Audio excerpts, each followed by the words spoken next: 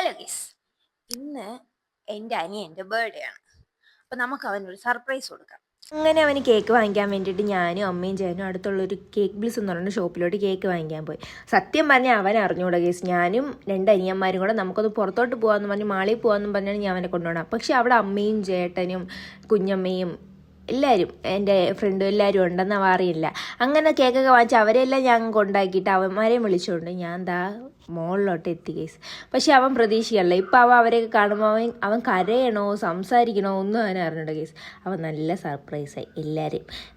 അവനാണ് കേസ് നമ്മളതിൽ ഏറ്റവും ഇളയത്, എൻ്റെ കൊച്ചുരുപ്പ്. അങ്ങനെ അതൊക്കെ കുറച്ച് നേരത്തെ സംസാരമൊക്കെ കഴിഞ്ഞ് ഞങ്ങൾ നേരെ കേക്ക് കെട്ടിയാൻ കയറി കേസ്.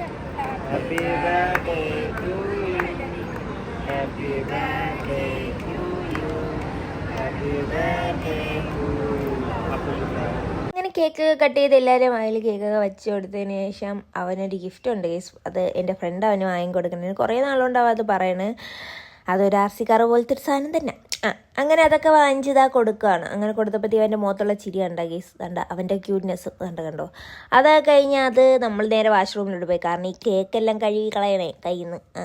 അങ്ങനെ വാഷ്റൂമിൽ പോയി കുറേ നേരം അവിടുത്തെ മിററിൽ എന്തൊക്കെയോ കാണിക്കണുണ്ട്. അത് കഴിഞ്ഞാൽ എന്താണ് അഭിപ്രായം എന്ന് ഇപ്പോൾ കുഞ്ഞെടുത്തേക്ക്. അപ്പോൾ കുഞ്ഞേര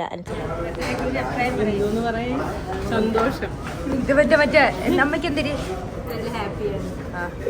നിനക്കെന്തിരി നിനക്കൊന്ന്